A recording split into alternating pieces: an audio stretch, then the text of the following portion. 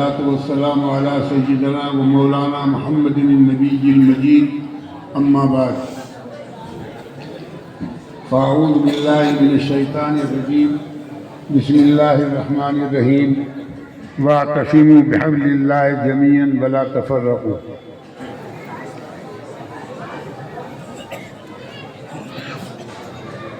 صدق اللہ مولانا العظیم.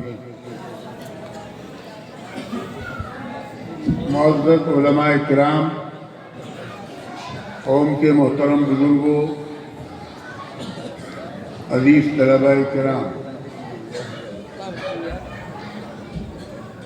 دارالعلوم سے اس علاقے میں آنے کے بعد ہی نہیں، اس سے پہلے سے میں نے اپنا موضوع اتحاد بنایا ہوا ہے.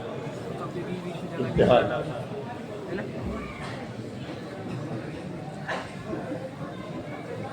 کیونکہ دارالعلوم میں رہتے ہوئے میں نے طالب علمی کے زمانے میں مناظرے بھی کیے ہیں. بریلویت کے ایک بہت بڑے عالم مفتی محمد حسن سنبلی سے ہم نے مناظرہ کیا تھا اپنی طالب علمی کے زمانے میں، اور وہ ہم جیتے تھے الحمدللہ. لیکن ان مناظرے بازیوں سے تنگ آ کر یہ موضوع اختیار کیا.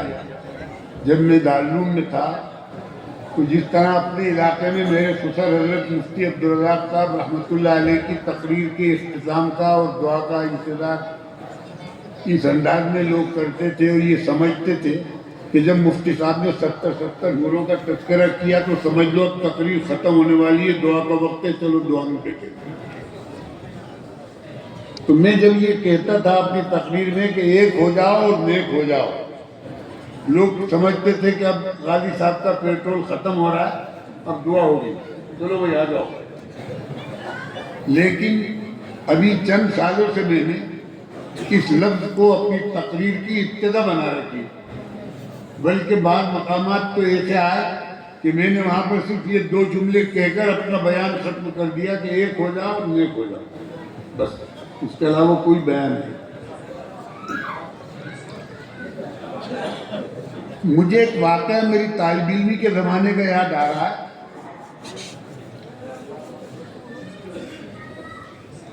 مرکز میں جب میں پڑھتا تھا مولانا، تو اس وقت کے طلبہ میں واحد تھا جس کو آس پاس کی مسجدوں میں امامت کے لیے اجازت دے دی گئی تھی.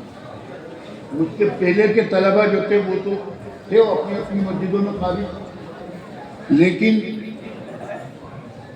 منہ سے آتا ہے، منہ کو آتا ہے. لیکن میں اپنے وقت میں تھا جو 25 روپے مہینے میں ایک مسجد میں لوگوں کی نمازیں بگاڑتا تھا. نماز پڑھانا مجھے آج تک نہیں آئی.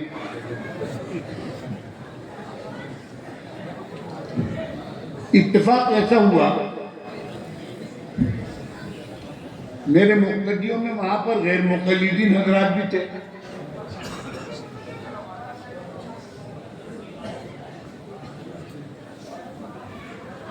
میرے ایک مقتدی میرے پاس آئے، مغرب کی نماز اذان ہو رہی تھی، کہنے لگے جی وہ ہم آپ کے پیچھے اتنے سال سے نمازیں پڑھتے ہیں، ہمارا مولوی آیا ہوا ہے، آج اس کو اجازت دے دیں آپ کے مصلی پہ نماز پڑھا دیں.